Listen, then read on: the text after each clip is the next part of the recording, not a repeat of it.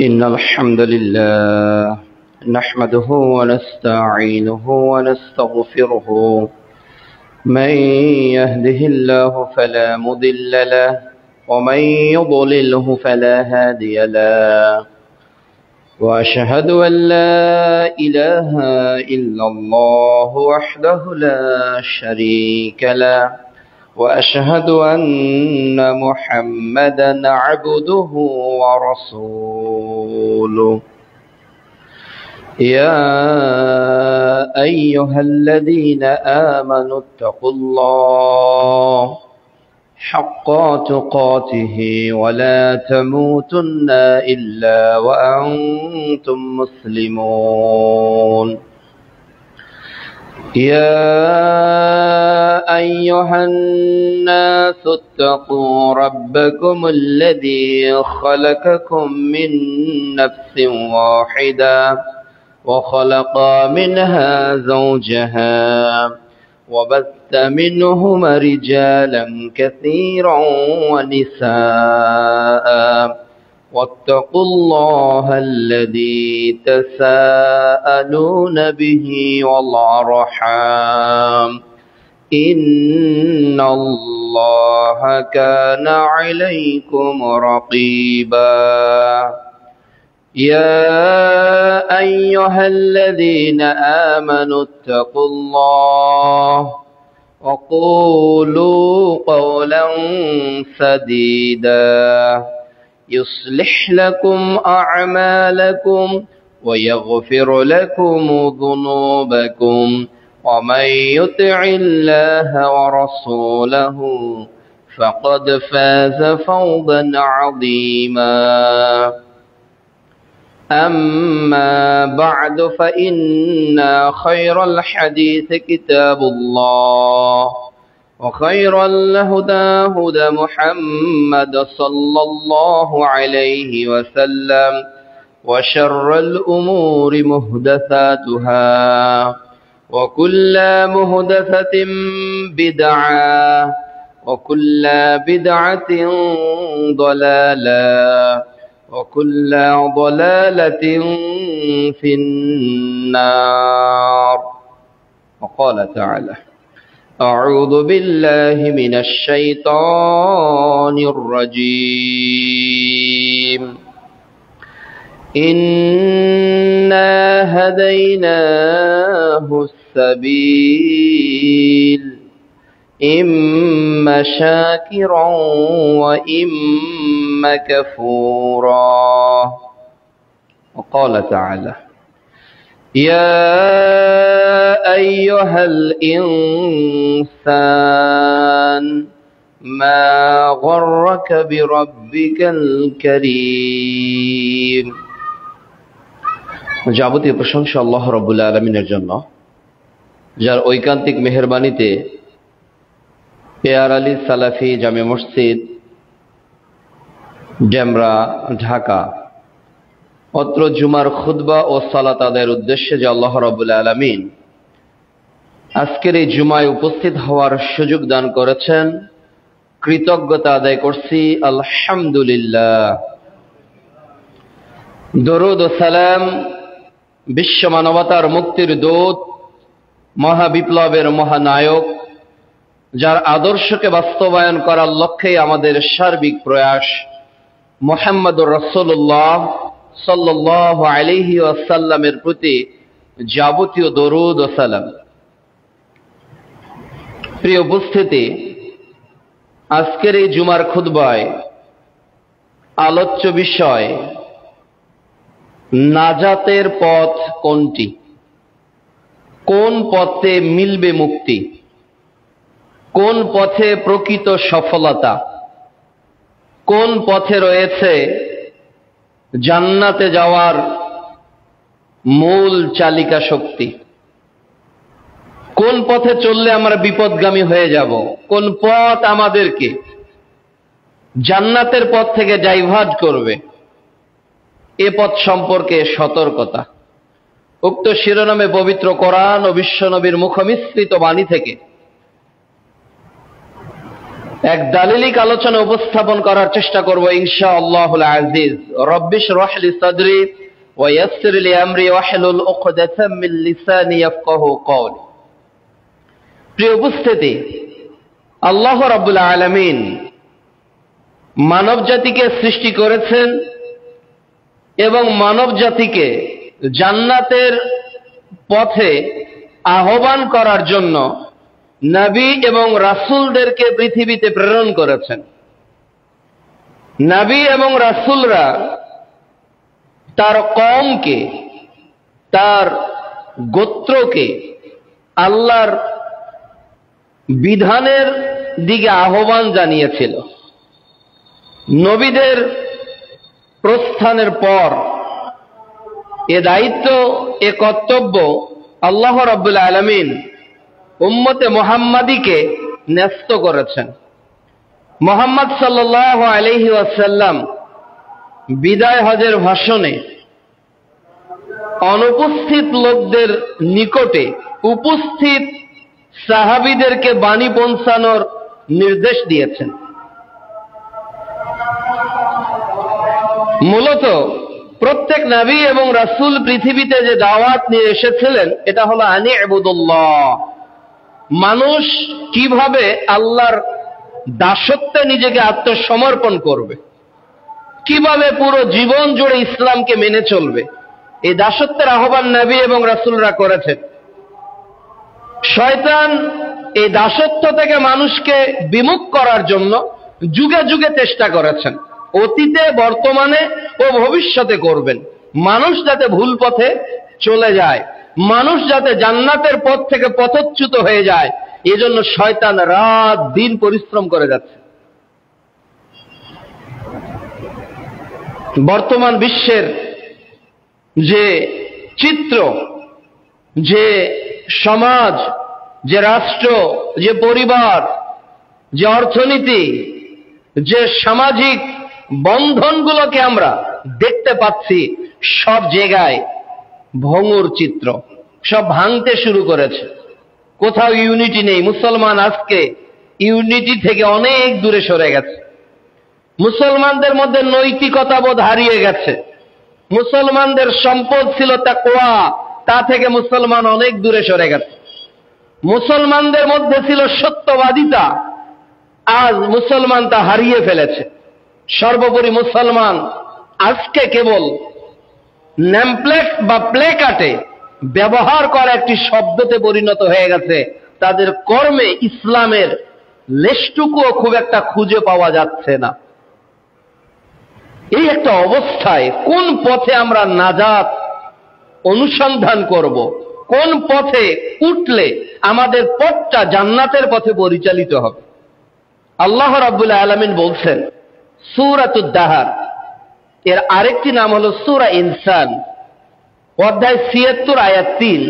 আল্লাহ বলছেন ইন্না হাদাইনাহুস সাবিলা, আমি মানুষকে পথ দেখিয়েছি। আল্লাহ তাআলা জানিয়ে দিয়েছেন পথ কোনটা, কোন পথে মুক্তি। এরপর আল্লাহ বলছেন ইম্মা শাকিরা ওয়া ইম্মা কাফুরা, আমার বান্দা ইচ্ছা করলে কৃতজ্ঞ অথবা কুফরি করে অকৃতজ্ঞ বান্দাতে পরিণত হতে পারে।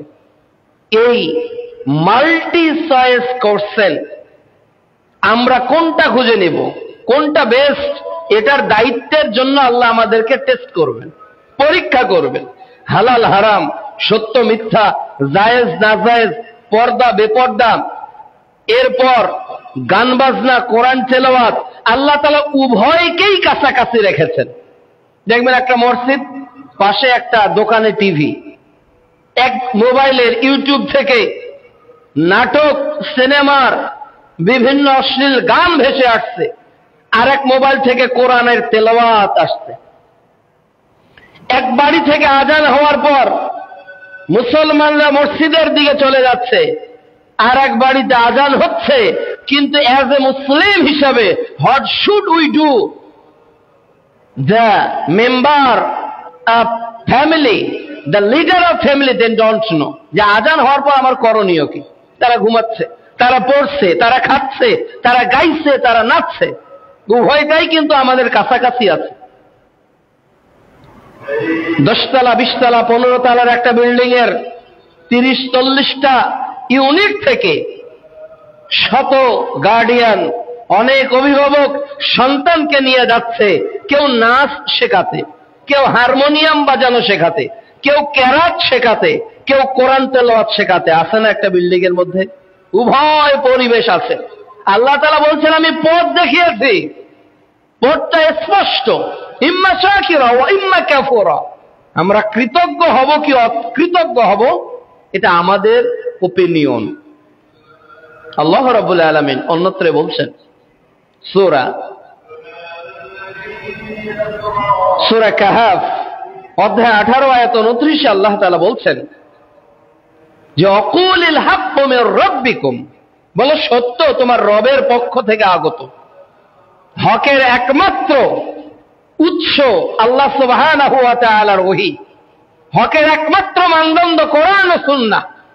আল্লাহ বলছে অকুলিল হাক্কু মির রাব্বিকুম, বলো সত্য আসে তোমার প্রতিপালকের পক্ষ থেকে। ফামান শাআ ফালিউমিন, যার ইচ্ছা এই হকের উপর ঈমান আনবে। ফামান শাআ ফালিয়াকফুর, যার ইচ্ছা সে হকের সঙ্গে কুফরি করবে। এই স্বাধীনতা আল্লাহ আমাদেরকে দান করেছে। সূরা ফাতিহায় আল্লাহ আমাদেরকে পথ দেখিয়েছেন, ইহদিনাস সিরাতাল মুস্তাকিম। আল্লাহ তুমি আমাকে সরল পথ দেখাও। কোন পথ? সিরাতাল্লাযীনা আন'আমতা আলাইহিম, যে পথে তোমার নেয়ামত প্রাপ্ত বান্দাদের পথ, যে পথ তোমার সন্তুষ্টির পথ। অন্যত্র আমরা দোয়া করছি গায়রিল মাগদুবি আলাইহিম ওয়ালাদ-দাল্লিন, ওই পথ নয়, যে পথ মাগজুবদের পথ, যে পথ দল্লিনদের পথ। আল্লাহ এই পথে আমাদেরকে পরিচালিত করো না। মুহাম্মদ সাল্লাল্লাহু আলাইহি ওয়াসাল্লাম একবার একটা রেখা টানলেন, রেখা টেনে বললেন এটাই হলো সিরাতে মুস্তাকিম। এরপর ডানে বামে অনেকগুলো তিনি রেখা টানলেন আর বললেন এই প্রত্যেক রাস্তার দ্বার প্রান্তে শয়তান মানুষকে ইনভাইট করে, please come here this way. আরেকজন বলছে please come here this way, এই পথে আসো। আরেকজন বলছে ওই পথে আসো। সবাই ডাকছে। এক পথে হালাল, এক পথে হারাম, এক পথে পর্দা, আরেক পথে বেপর্দা, এক পথে কোরআনের তেলাওয়াত, আরেক পথে গানের আওয়াজ। ডাকছে, শয়তান আপনাকে ডাকছে, আপনি কোন পথে যাবেন? এই পথ চেনাটা খুবই বন্ধুর আজকের এই যুগে।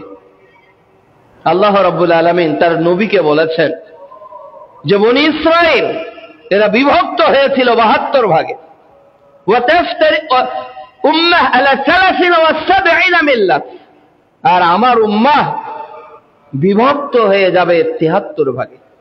কুল্লুহুম ফিন্নার ইল্লা মিল্লাতান ওয়াহিদা, কেবল একটি দল ছাড়া সবাই বিপদগামী, সবাই ভুল পথের পথিক।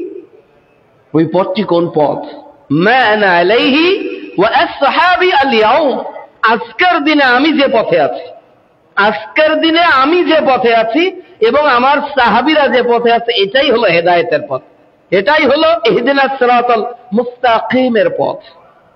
এই পথে চলতে আমাদের জন্য অনেক বাধা, এই পথে চলার জন্য অনেক প্রতিকূলতা, এই পথে চলতে গিয়ে অনেকগুলো পরীক্ষার সম্মুখীন হব। আল্লাহ কোরআনে সেগুলোকে উল্লেখ করেছেন। আল্লাহ তাআলা বলছেন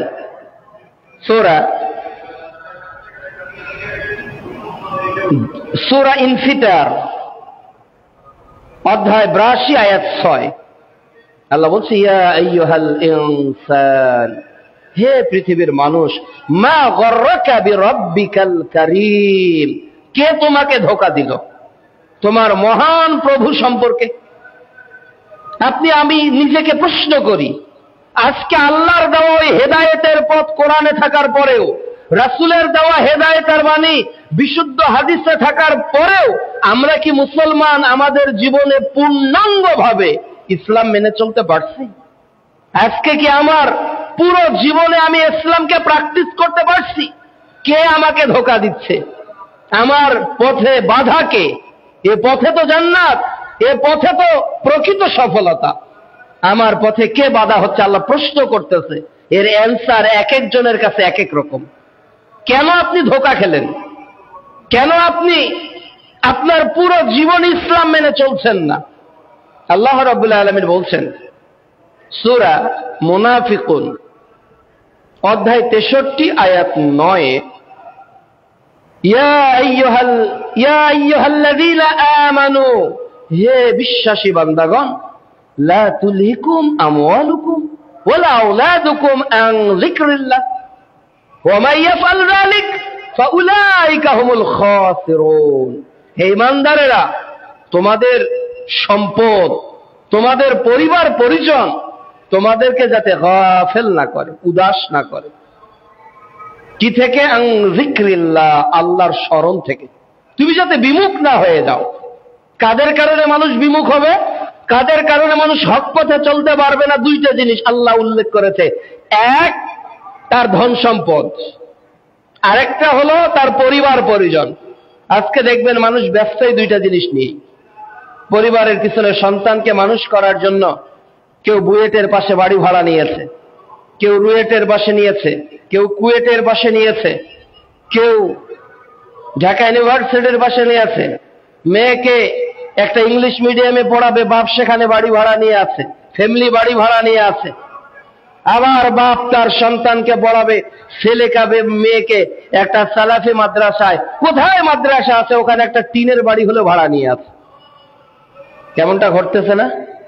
তাহলে মানুষ তার পরিবারের কারণে আল্লাহর জিকির থেকে নিজেকে বিমুখ করে ফেলেছে। আল্লাহর জিকির থেকে নিজে বিমুখ। সন্তানকে মানুষ করাতে গিয়ে সন্তানের ডাক্তার, সন্তানকে ইঞ্জিনিয়ার, সন্তানকে ফিলোসোফার, সন্তানকে সায়েন্টিস্ট, সন্তানকে বিসিএস ক্যাডার, সন্তানকে বড় একটা কর্মকর্তা বানানোর জন্য আজকে বাপ মা ভাই বোন সবাই মেহনত করে যাচ্ছে। আর এটা করতে গিয়ে আমরা আল্লাহর পথ থেকে বিমুখ হয়ে যাচ্ছি। সন্তানের প্রাইভেটের সময় পিতার মনে থাকে, সন্তানের কোচিং এর টাইম মায়ের মনে থাকে। দুর্ভাগ্য এদেশের মুসলমানদের 5 ওয়াক্ত সালাতে সন্তানকে স্মরণ করিয়ে দিতে হবে এমন বাপ মার সংখ্যা খুবই কম। বাবা ওঠো তোমার পরীক্ষা, মা ওঠো তোমার কোচিং, মা ওঠো তোমার ফাইনাল এক্সাম, তোমাকে কোচিং করতে হবে, তোমাকে প্রাইভেট করতে হবে। বাবা টেনশনে, মা টেনশনে, বেড়াতে গেছে পরীক্ষার কারণে চলে এসেছে, এরপর আত্মীয়র বাড়ি গেছে চলে এসেছে, নানা ব্যস্ততাকে উপেক্ষা করে তারা পরীক্ষার শিডিউল, কোচিং এর শিডিউল, প্রাইভেটের শিডিউল সব ঠিক থাকে, কিন্তু ইসলাম মানার শিডিউলের ক্ষেত্রে বাপ মা সবাই কি উদাস। আল্লাহ বলছেন লা তুলহিকুম আমওয়ালুকুম ওয়ালা আওলাদুকুম, তোমাদের ধন সম্পদ আর পরিবার পরিজন যেন তোমাদেরকে গাফেল না করে, উদাস না করে। তাহলে আজকে আমরা উদাস, আমাদের পরিবার আমাদেরকে উদাস করে ফেলেছে। আজকে আমরা যারা বিবাহিত, যাদের স্ত্রী রয়েছে, যাদের মা রয়েছে, বাবা রয়েছে, সন্তান রয়েছে, বলেন আপনি আপনার ফ্যামিলিকে কতটুকু সময় দিচ্ছেন? সারা রাত। আপনি আপনার সন্তানকে কতটুকু সময় দিচ্ছেন তার প্রতিষ্ঠানে যাওয়া ও আসা নেওয়া পর্যন্ত? আপনি আপনার পরিবারের অর্থ যোগান দিতে আবার ঘন্টার পর ঘন্টা ডিউটি করতেছেন। তাহলে এই যে মেহনত করতেছি আপনি আমি কিসের জন্য? ফর আওয়ার ফ্যামিলি, ভালো একটা লাইফ লিড করার জন্য। We struggle in our every time, every nanosecond. We struggle day by day. So improve in my economic sector. আমরা যার কারণে কি ডে বাই ডে আমাদের অর্থনৈতিক জীবনের সমৃদ্ধি আসতেছে, তাই না? আপনার বাড়িতে এসি ছিল না, এখন এসি লাগিয়েছে, আপনি সমৃদ্ধ হয়েছেন। আপনার ফ্যামিলিতে আপনি সমৃদ্ধ। আপনার একটা স্বাভাবিক আধা পাকা বাড়ি ছিল, ওই বাড়ি ভেঙে 1 কাঠা জমি বিক্রি করে কোটি টাকা দিয়ে বাকি 5 কাঠার উপর আপনি 10 তলা বিল্ডিং তুলেছেন। তাহলে আপনার জীবনে অর্থনৈতিক সমৃদ্ধি আসেনি? অর্থনৈতিক সমৃদ্ধি এসেছে। আপনার ফ্যামিলি একটা ভালো জায়গা লিড করছে আজকের সমাজে। কিন্তু যদি প্রশ্ন করা হয় আপনার পরিবারে ইসলামের ইমপ্রুভমেন্ট গত 5 বছরে কি হয়েছে? 5 বছরে আপনার সন্তানের কোরআন মেমোরাইজিং যতটুকু ছিল 5 বছর পর বেড়েছে না কমেছে? আপনার সন্তান 5 বছর আগে যত দোয়া জেনেছে, আজকে তার দোয়ার সংখ্যা বেড়েছে না কমেছে? 5 বছর পূর্বে আপনার সন্তান যতবার মসজিদে গিয়েছিল, এখন তার সংখ্যা বেড়েছে না কমেছে? 5 বছর আগে আপনার সন্তান যতটা ধার্মিক ছিল, এখন বেড়েছে না কমেছে?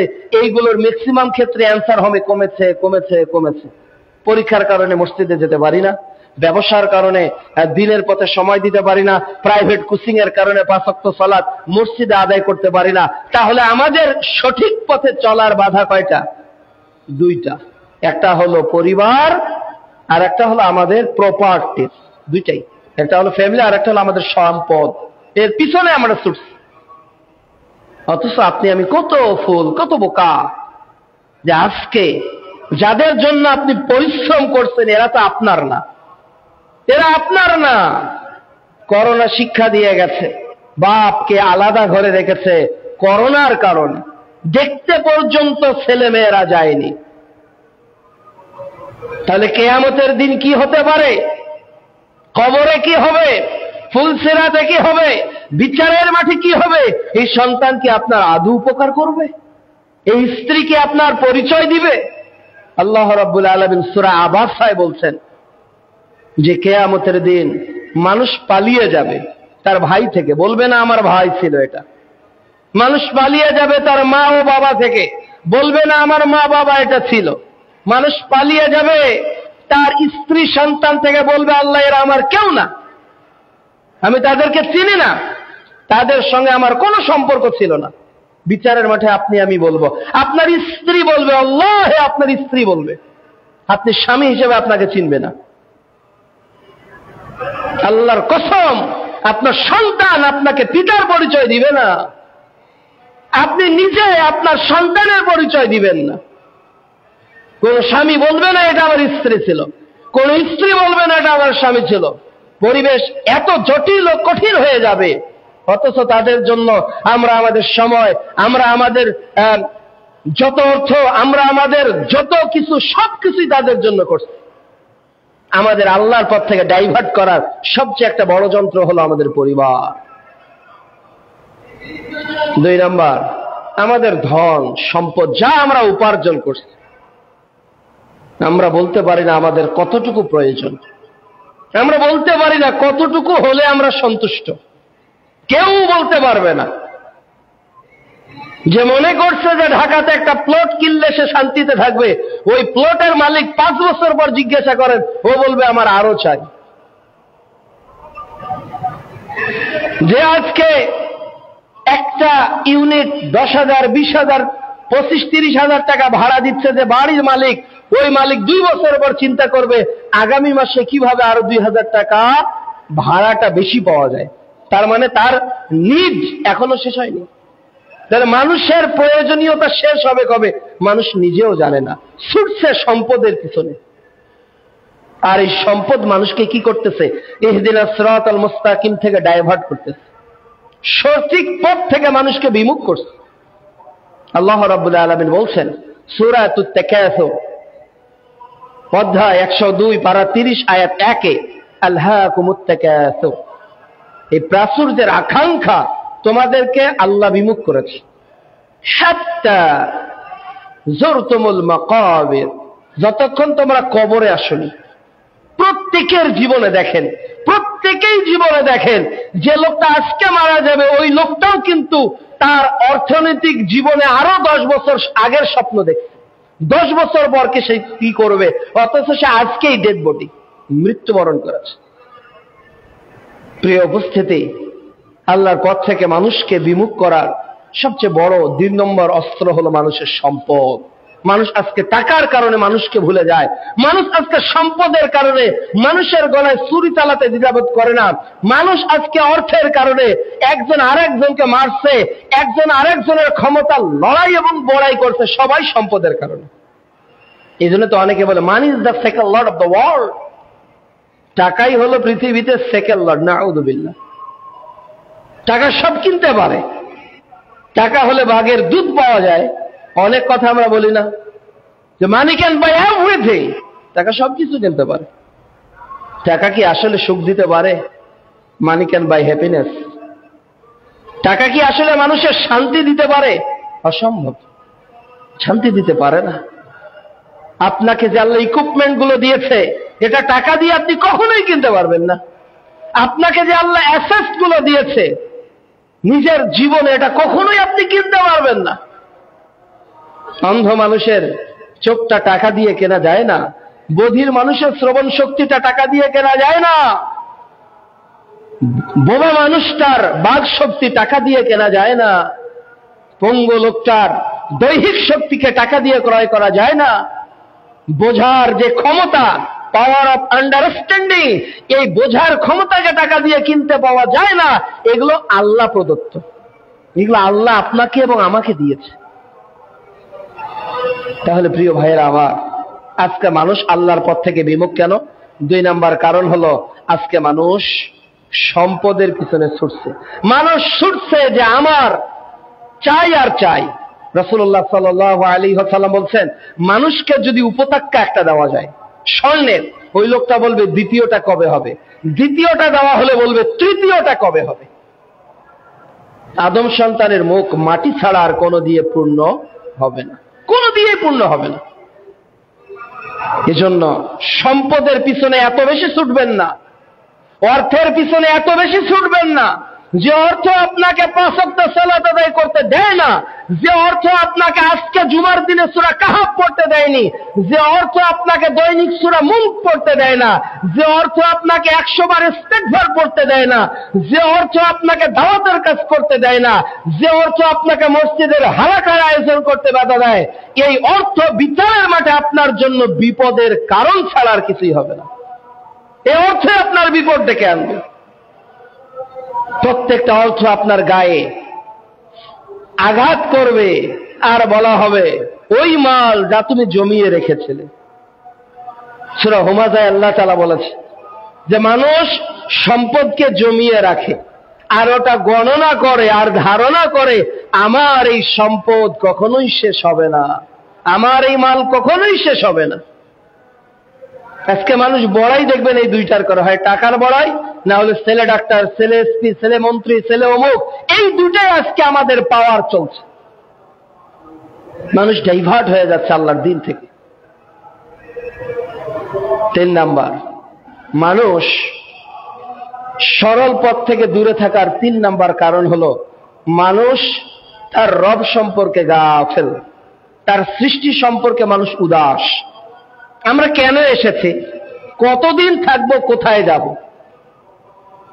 আমরা কোত্থেকে আসলাম, কিভাবে আমাদেরকে সৃষ্টি করা হলো, কেনই বা আমরা সৃষ্টি হলাম, এই প্রশ্নগুলোর উত্তর কি আমাদের জানা আছে?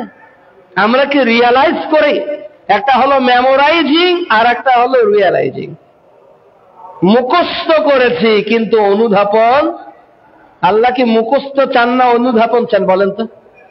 আল্লাহ কি কোরআনে বলেছেন তোমরা কেন মুখস্থ করো না, তোমরা কেন মুখস্থ করো না, তোমরা কেন মুখস্থ করো না? কোরআনের কোথাও এগুলো শব্দই নাই। আল্লাহ বলেছেন যে আফালা তাকিলুন, তোমরা কি বুঝবে না, তোমরা কি নির্বোধ? লাআল্লাহুম ইয়াতাফাক্কারুন, আল্লাহ এভাবে বলছে, তোমরা কি বোঝো না, তোমরা কি বুঝবে না, তোমাদের হৃদয়ে কি তালাবদ্ধ? আল্লাহ এইভাবে আমাদেরকে জানিয়ে দিয়েছে। আল্লাহ মুখস্থের আগে বোঝার কথা বলেছে। কি বলেছেন আল্লাহ? আল্লাহ কি বলছেন জানেন? সূরা বাকারা অধ্যায় 2 পারা 1 আয়াত 28 আল্লাহ বলছে, কাইফা, কিভাবে, তাকফুরুনা বিল্লাহ ওয়া কুনতুম আমওয়াত ফাআহইয়াকুম, কিভাবে তোমরা অস্বীকার করো। কিভাবে অস্বীকার করেন আল্লাহকে? আমরা তো সবাই মৃত ছিলাম, আমাদের কোনো জীবন ছিল না। আজকে যার বয়স 50 বছর 60 বছর আগে সে কোথায় ছিল? সে কয় শতাংশ জমির মালিক ছিল? কোন একটা অফিসে তার বরাদ্দ ছিল বলেন দেখি, বলেন আপনি। যার বয়স আজকে 40 বছর 50 বছর আগে তার অবস্থা কোথায় ছিল? সে কত টাকার মালিক ছিল? সে কত তেজস্বী বক্তা ছিল? সে কত রাগান্বিত হয়ে কথা বলতো? সে কত মানুষকে বাই ফোর্স দিয়ে কাজ করিয়ে নিত? তার ছিল কিছু? কিছুই ছিল না তো। আল্লাহ বলছে, কাইফা তাকফুরুনা বিল্লাহ ওয়া কুনতুম আমওয়াত ফাহইয়াকুম। আরে কিসের তোমরা কুফরি করো আল্লাহর সাথে? কিসের তোমাদের তাকাব্বুরি? কিসের তোমাদের ক্ষমতা? তোমরা তো কিছুই না, তোমরা তো মৃত ছিলে, মৃত। আল্লাহ তাআলা বলছেন সূরা তোহা অধ্যায় 20 আয়াত 55, মিনহা খালাকনাকুম, we made by soil। আমরা কি দিয়ে তৈরি? মাটি। যে মাটির উপর আপনি হাঁটছেন, ওই কাদা মাটি, পানি, ঠন ঠন দিয়ে আপনি তৈরি হয়েছে। এই সামান্য মাটি থেকে আপনি তৈরি। সামান্য শুক্রকীট ডিম্বাণুতে গিয়ে আল্লাহ তাআলা আপনাকে আমাকে একটা সিস্টেম দিয়ে দুনিয়াতে নিয়ে এসেছেন। 9 মাস 10 দিনের, কম অথবা বেশি। আল্লাহ রাব্বুল আলামিন বলছেন কিভাবে তোমরা কুফরি করো? আরে তোমরা তো মৃত ছিলে, আমি জীবিত করেছি। কতদিন জীবিত থাকবে? কতদিন থাকবে? সারা জীবন। গত 100 বছর আগের মানুষগুলো আজকে কোথায়? খুঁজে পাবেন কাউকে? গত 100 বছর আগের কোন মানুষ কি পৃথিবীতে বেঁচে আছে? নেই তো। আপনার দাদার দাদা কি বেঁচে আছে? নাই তো। কোথায় গেল তারা? কবে আসছিল তারা? কেন আসছিল তারা? কোথায় গেল তারা? এখন কি করছে তারা? এইগুলো যতক্ষণ মানুষ রিয়ালাইজ করেনি, যতক্ষণ মানুষ এটা নিজের জীবনকে জিজ্ঞেস করেনি, বারবার করছেন মাইসেলফ, ইয়োরসেলফ, আওয়ারসেলফ, আমরা বারবার ফাইন্ড আউট করি তারা কেন এসেছিল, কতদিন আগে এসেছিল, তারা কি ছিল, কোথায় গেল। আপনি কত টাকার মালিক? কারণের সম্পদ আপনার চেয়ে কম ছিল না বেশি ছিল? বলেন দেখি। আপনি কত ক্ষমতার মালিক? ফেরাউনের ক্ষমতা আপনার চেয়ে কম ছিল না বেশি ছিল? ও ডোনাল্ড ট্রাম্পের থেকে বেশি ছিল, নেতানিয়াহুর থেকে বেশি ছিল। তো ডোনাল্ড ট্রাম্প এসেছিল, চলে যাবে। নমরুদ এসেছিল, চলে গেছে। পার্থক্য কি? মানুষ আসবে, থাকবে, চলে যাবে। আল্লাহ বলছে সুম্মা ইউমিতুকুম, তোমরা তো মরবে। সুম্মা ইউহয়িকুম, তোমাদের মৃত্যুটাই তো শেষ না, যে আমি 60 বছর বাঁচলাম, এরপর মরে গেলাম, আর কিছু হবে না। আর কোনো জবাব নেই, আর কোনো প্রশ্ন আনসার নেই, আর কোনো পানিশমেন্ট অথবা রিওয়ার্ড নেই, কোনোটাই নেই। আমার জীবন শেষ, খাও দাও ফুর্তি করো, as we like best do it, যেটা ভালো সেটা করো। এভাবেই যদি আমি আমার জীবনকে অতিবাহিত করি, এমনটা নয়। আল্লাহ বলছে সুম্মা ইউহয়িকুম, তোমাদের মৃত্যুর পর তোমরা আবার জীবিত হবে। তার মানে আমাদের এই জীবন শেষ নয়, আরেকটা জীবন আছে। এরপর আল্লাহ বলছেন সুম্মা, অতঃপর। ওই জীবন কি? ওই জীবন কিসের? ওই জীবনে কোথায় যাব? ওই জীবনে কোথায় উপস্থাপিত হব? আল্লাহ বলছেন সুম্মা ইলাইহি তুরজাউন, এরপর আমার নিকট ফিরে আসবে। তাহলে আমরা কোথায় ছিলাম? রুহের জগতে। কে আমাদের নিকটবর্তী ছিলেন? আল্লাহ। আল্লাহ বলছেন সূরা আরাফ অধ্যায় 7 আয়াত 172, আলাস্তু বিরাব্বিকুম, বলো আমি কি তোমাদের প্রভু নই? ওখান থেকে রুহের জগৎ থেকে মায়ের পেটে দুনিয়ার জীবনে, এরপর দুনিয়ার জীবনের বয়স অতিক্রম করে কবরে, এরপর কবর থেকে উত্থিত হয়ে আল্লাহর নিকট। তাহলে যেখান থেকে এসেছে আবার সেখানে ফিরে যাচ্ছে। রাসূলুল্লাহ সাল্লাল্লাহু আলাইহি ওয়াসাল্লাম বলছেন, তিরমিজির 2416 নম্বর হাদিস, যে কোন আদম সন্তান বিচারের মাঠে আগাতে পারবে না, পিছাতে পারবে না, হাত্তা ইউসালু আল খামস, যতক্ষণ 5টা প্রশ্ন না করা হয়। কার নিকট এই 5টা প্রশ্নের উত্তর দিতে হবে? বাবার কাছে, মায়ের কাছে, এমপির কাছে, মন্ত্রীর কাছে, জাতীয় আন্তর্জাতিক কোন নেতার কাছে? কার কাছে উত্তরগুলো দিতে হবে? আপনার রবের কাছে, যিনি আপনাকে সৃষ্টি করেছেন, যিনি আপনাকে সৃষ্টি করেছেন, আপনার রিজিকের ব্যবস্থা করেছেন, আপনার আয়ুষ্কাল নির্ধারণ করেছেন, আপনার অবয়টা সুন্দর দিয়েছেন, দেখা, বলা, শোনা, ধরা, বোঝা, আপনাকে সম্পদের মালিক করেছেন, আপনাকে অফিসের পদ দিয়েছেন, আপনাকে ঢাকাতে অনেকগুলো সম্পদ দিয়েছেন। যিনি দিয়েছেন উনি আপনাকে প্রশ্ন করবে, বলো জীবনটাকে কিভাবে কাটিয়েছ? শাবাবিহিমা আবলা, যৌবনকাল ক্ষয় করেছ। মালি মিন আইনা ইকতাসাবাহু ওয়া ফিমা আনফাকাহু, উপার্জনটা করতে গিয়ে কোন পথ গ্রহণ করেছিলে আর উপার্জিত অর্থ দ্বারা কি করেছিলে? ওয়া মাযা আলিম ফিমা আলিম, যা ইলম অর্জন করেছিলে আমল কি ছিল? এই প্রশ্নগুলোর উত্তর কার নিকট দিতে হবে? ওই দিন ফাঁকি দেওয়ার কি কোনো সুযোগ আছে? ওই দিন কি ঘুষ দেওয়ার কোনো নিয়ম আছে? ওই দিন আল্লাহর জবাবদিহিতার সামনে দোভাষী কেউ কি আছে? কেউ নেই। তাহলে মানুষ যদি বুঝতে পারতো তার জীবনের শুরু, তার জীবনের দুনিয়ার জীবন থেকে সে কোথায় যাবে, তাহলে এই মানুষ তার জীবনকে অটোমেটিক সুন্দর করে নিত, অটোমেটিক তার জীবনের লাইফ স্টাইলকে সে চেঞ্জ করত। দেখুন আজকে আমরা সুস্থ থাকার জন্য আমাদের লাইফ স্টাইলকে চেঞ্জ করতেছি না? সুস্থ থাকার জন্য আমরা একটা লাইফ লিড করেছিলাম। সকালে এক সময় উঠেছি, দুপুরে খেয়েছি, সন্ধ্যায় খেয়েছি, যা মন চায় তাই খেয়েছি। কিন্তু হঠাৎ করে শরীরটা কেন জানি অসুস্থ হয়ে গেল, হঠাৎ করে ব্রেনটার কেন জানি সমস্যা হয়ে গেল, হঠাৎ করে স্টোমাকে কেন জানি ভুটভাট শুরু হয়ে গেল, হঠাৎ করে কেন জানি কোমরে পেইন হয়ে গেল, হঠাৎ করে চোখে যেন ঝাপসা দেখা শুরু হলো। আমরা কি করি? স্পেশালিস্ট কে কোন অর্গানের তার নিকট যাই, তাই না? নাক কান গলার সমস্যা হলে ওই বিশেষজ্ঞ, ব্যাপক কিছু হলে মেডিসিন বিশেষজ্ঞ, বিভিন্ন বিশেষজ্ঞের কাছে আমরা যাই। কেন যাই? কেন যাই?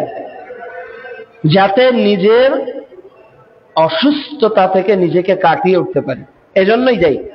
এজন্য যাই। কি কি খরচ করে জানেন? সময়। এই যে আপনি ডাক্তারের কাছে কালকে যাবেন, তো আপনাকে শিডিউল নির্ধারণ করতে হয়নি, ফোন দিতে হয়েছে। 01 দিয়ে ফোন দিয়েছেন যে আমি অমুক, আমার সিরিয়াল নাম্বারটা একটু লেখেন। তো বলতেছে আপনার হলো 304 নাম্বার অথবা 70 নাম্বার, 72 নাম্বার। ডাক্তার কখন বসবেন? 3টায়।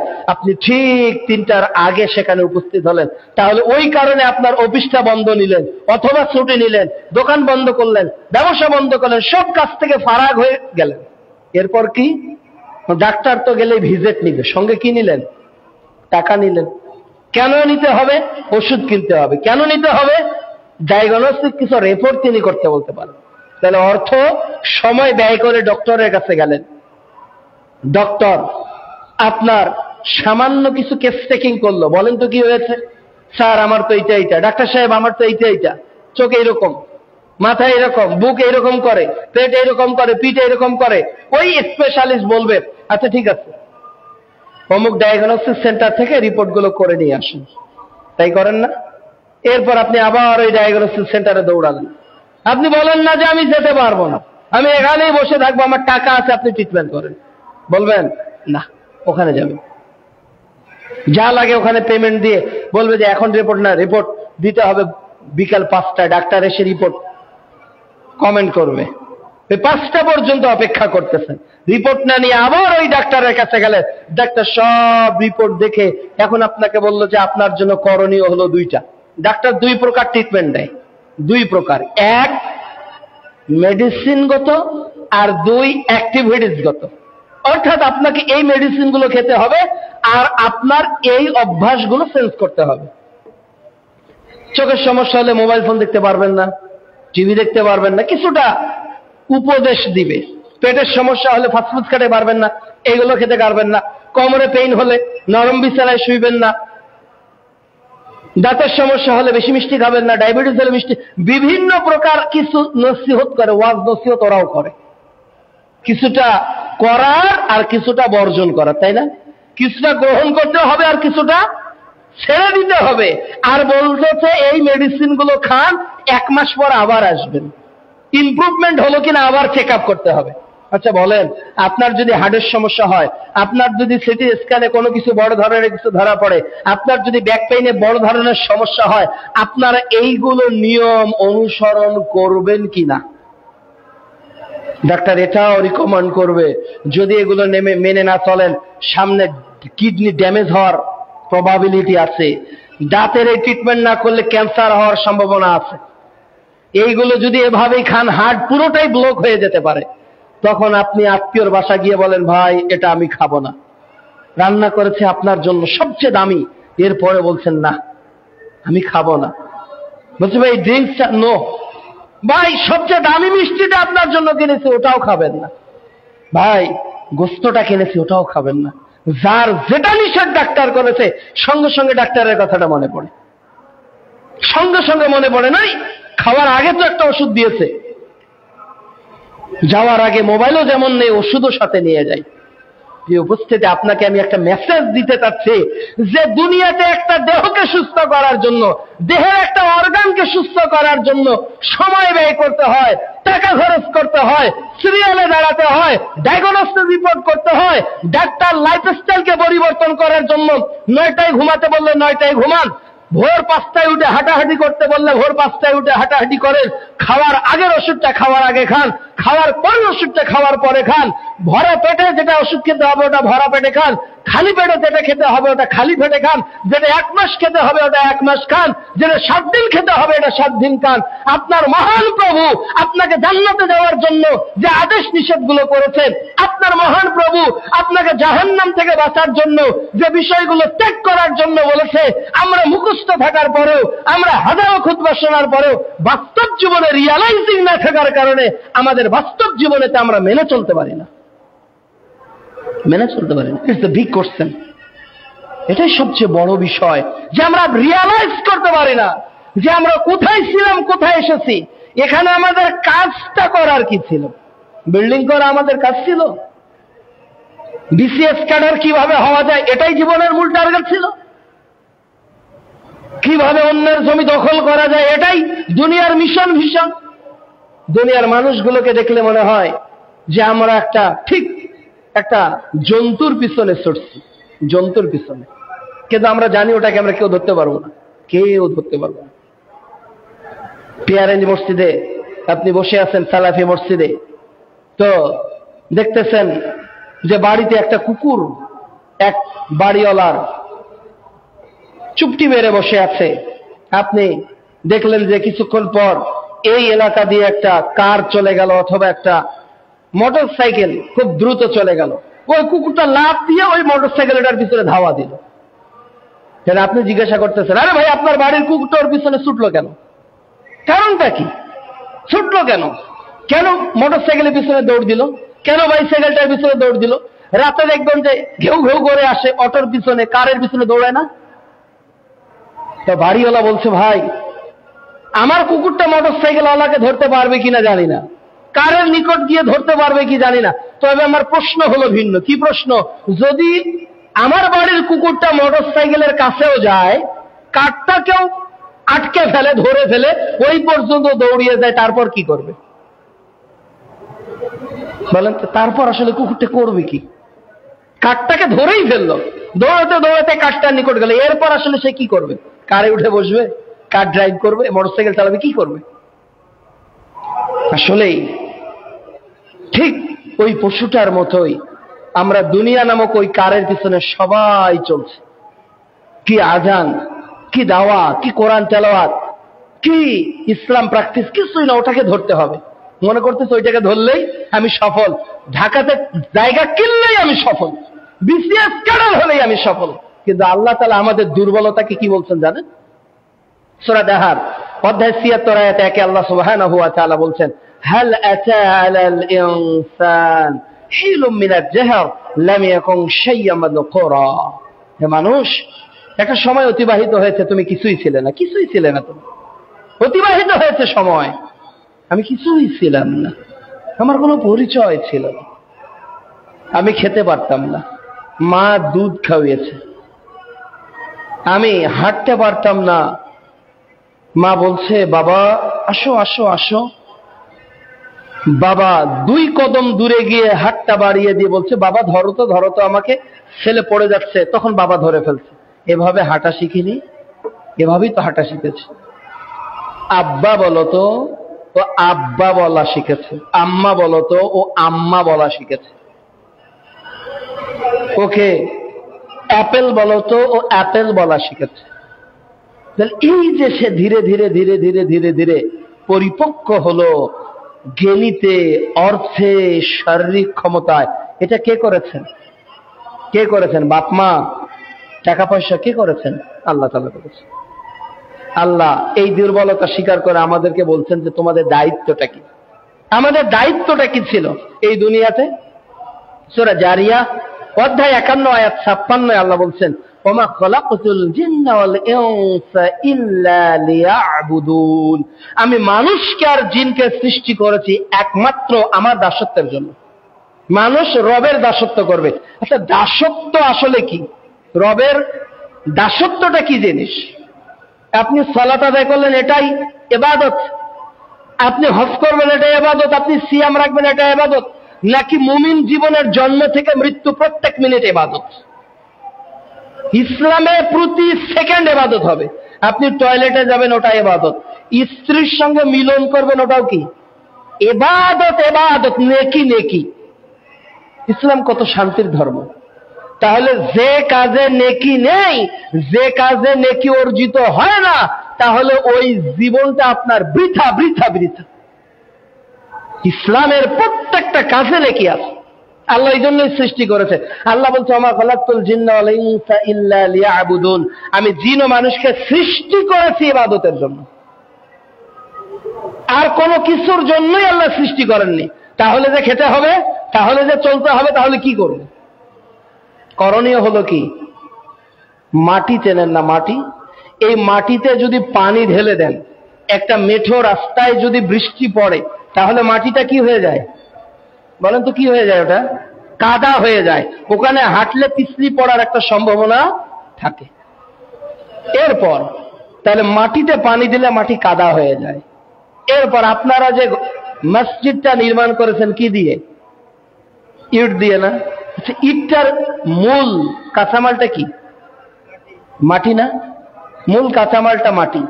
আপনি যখন ভাটা থেকে একটা ইট নিয়ে আসবেন, রাজমিস্ত্রি ওই ইটে কি দিতে বলে? আগে কি দিতে বলে? পানি দিতে বলে। তাহলে একই মাটি পানি দিলে কাদা হয়ে যায়, আর ভাটার ওই মাটিটা আপনার এই মসজিদে যখন এসেছে, রাজমিস্ত্রি পানি দিতে বলেছে, পানি দিলে ইটটা আরো কি হয়ে যায়? শক্তিশালী হয়ে যায়, বেশি শক্তিশালী হয়ে যায়।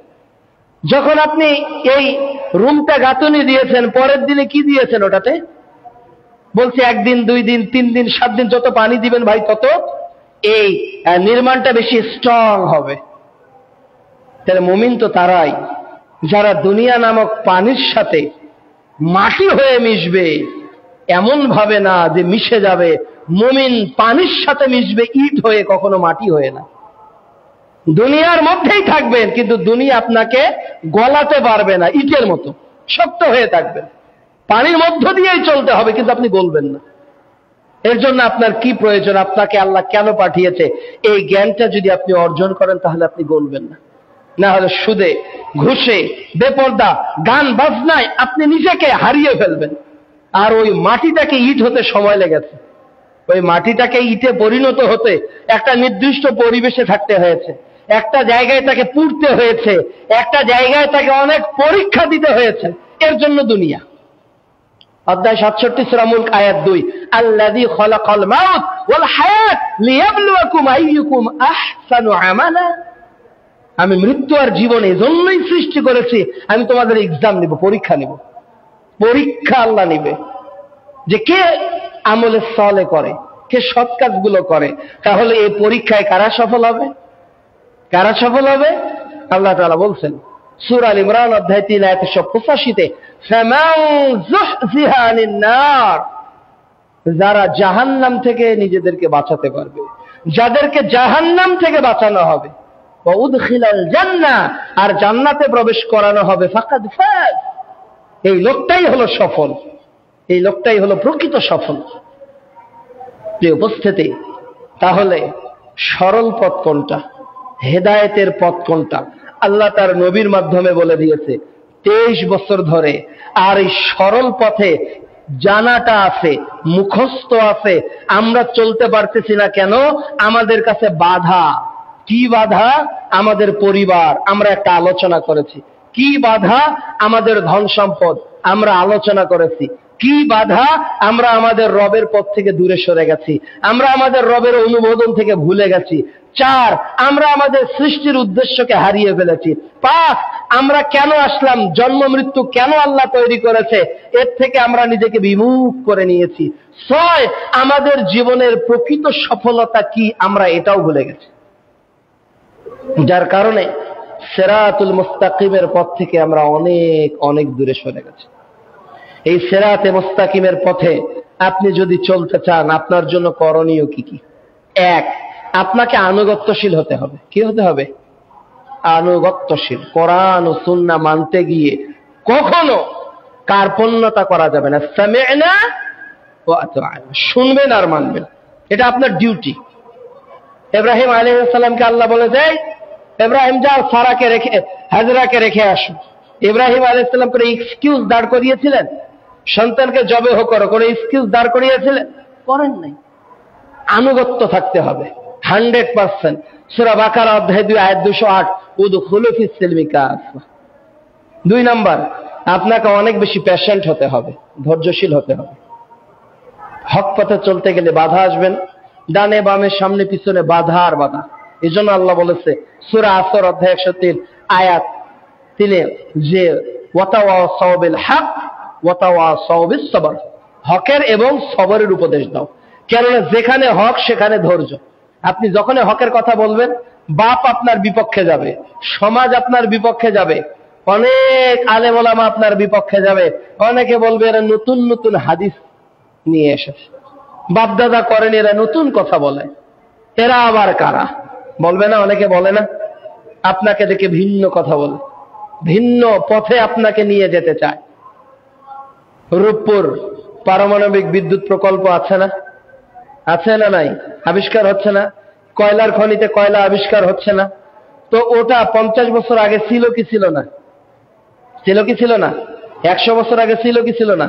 শোনা আবিষ্কার হচ্ছে ছিল, কিন্তু আবিষ্কারক ছিল না, প্রযুক্তি ছিল না। এই জন্য মাটির ভিতর কি আছে ওরা ওটা বুঝতে পারে না।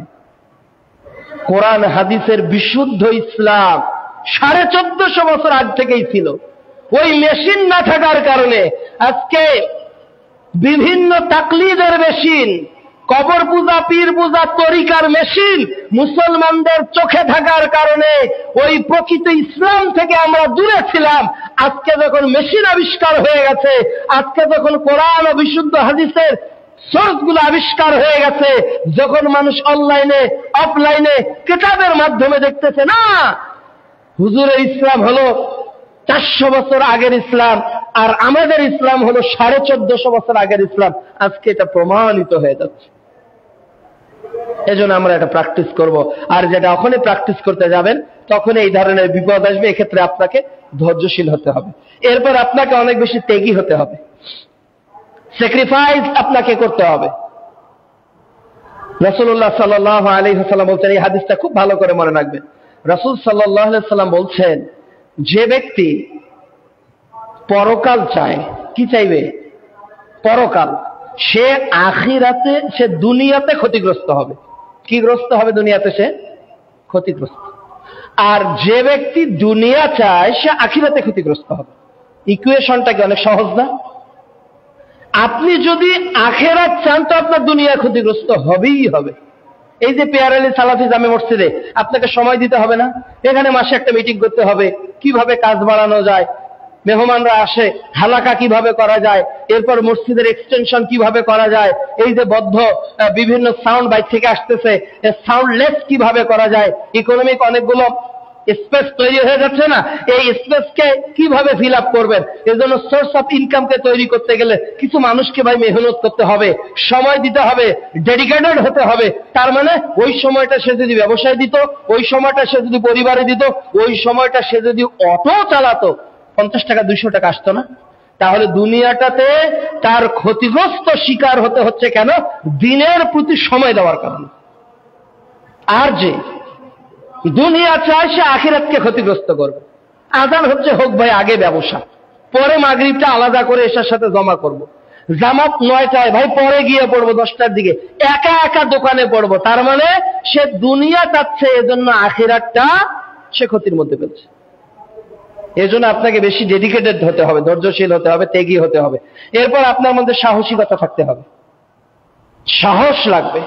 ইব্রাহিম আলাইহিস সালাম মূর্তি ভাঙেন নাই, সব মূর্তিকে ভেঙে বড়টার উপর কি রেখেছেন? কোড়াল রেখেছেন। মুহাম্মদ সাল্লাল্লাহু আলাইহি ওয়াসাল্লাম মদিনা থেকে মক্কা এসে আগে কি ভেঙেছেন? সাহস লাগবে না? মুসা আলাইহিস সালাম যখন দেখতেছেন এরা দুজন কেন গন্ডগোল করতেছে, যাকে দোষী মনে হয়েছে দিয়েছে এক আঘাত। তাহলে প্রতিবাদী সাহস না থাকলে হবে? সাহস থাকতে হবে। ভীরু কাপুরুষদের দিয়ে কখনো বিশুদ্ধ আকীদার বিপ্লব আনয়ন করা সম্ভব নয়, কখনোই সম্ভব নয়। এরপর আপনাকে দিনের জন্য দুনিয়া করতে হবে, দিনের জন্য, ইসলামের জন্য দুনিয়া।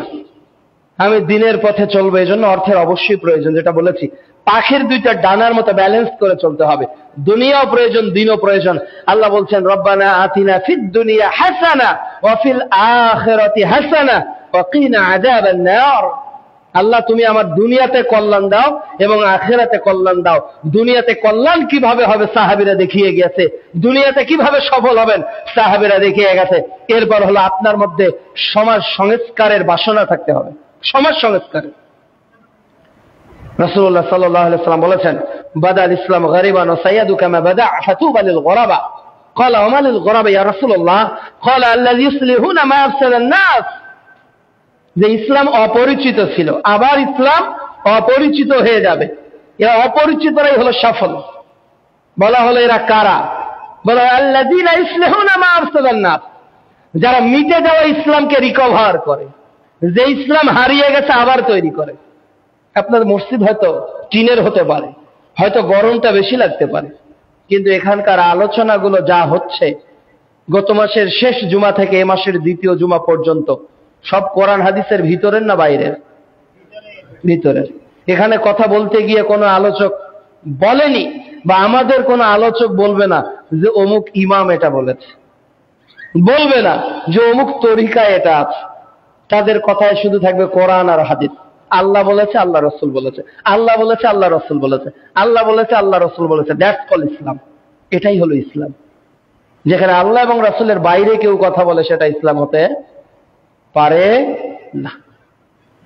কাজী নজরুল বলছে, বিশ্ব যখন এগিয়ে চলেছে আমরা তখনও বসে বিবি তালাকের ফতোয়া খুঁজেছি, ফিকহ আর উসুল চষে, হানাফি শাফি মালিকি হাম্বলি তখনও মেটেনি গোল। এমন সময় মালাকুল মউত এসে হাকিল তল্পিতল, বাহিরের দিকে পুড়েছি যত, ভিতরের দিকেও তত, গুনতিতে মোরা বাড়িয়া চলেছে গরু ছাগলের মতো। আমরা বেরিয়ে চলছি গরু ছাগলের মতো। আমাদের আমলে, আমাদের আকীদায় বিভিন্ন ব্যক্তিকে আমরা নিয়ে আসি আল্লাহ এবং তার রাসূল সাল্লাল্লাহু আলাইহি ওয়াসাল্লামের তরিকা ছাড়া। এজন্য আপনাকে আমাকে সংস্কারক হতে হবে, সমাজের পরিবর্তন আনতে হবে। আমাদের মসজিদে আল্লাহ মোহাম্মদ থাকতে পারে না। আমাদের মসজিদে এত লাক্সারি থাকবে না যেখানে সামনে সালাতের বিঘ্নতা হবে। আমাদের মসজিদে আমলে, বক্তব্যে, সব ক্ষেত্রে কোটেশন থাকতে হবে কোরআন ও সুন্নাহর। সংস্কার আনতে হবে, জামার সংস্কার, অর্থনৈতিক সংস্কার, পারিবারিক সংস্কার, সব জায়গায় পরিবর্তন আনতে হবে। আর পরিবর্তন আনার দুইটা way, the holy Quran and authentic hadith. We apply everywhere, every place this two criteria. এই দুইটা ক্রাইটেরিয়াকে আমাদের জীবনের প্রতিটি ক্ষেত্রে কি করতে হবে? অ্যাপ্লাই করতে হবে। তাহলে আমরা সংস্কার আনতে পারবো।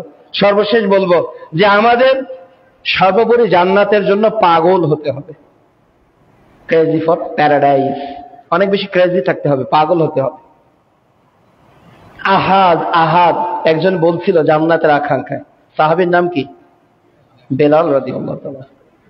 একজন সাহাবী বাসর ঘরে সহবাস করেছে, ভুলে গেছে ফরজ গোসল করতে হবে, যুদ্ধের মাঠে ছুটে গেছে। সাহাবীর নাম কি? হানজালা। তাহলে তার ক্রেজি ফর প্যারাডাইস, তার জান্নাতের জন্য অনেক বেশি কি ছিল? পাগল ছিল। খেজুরগুলো ছুঁড়ে ফেলে দিয়ে বদরের মাঠে সাহাবী দৌড়িয়েছে আর বলেছে, বাহ বাহ, খেজুরটা খেতে থাকলে জান্নাতে যেতে অনেক দেরি হয়ে যাবে।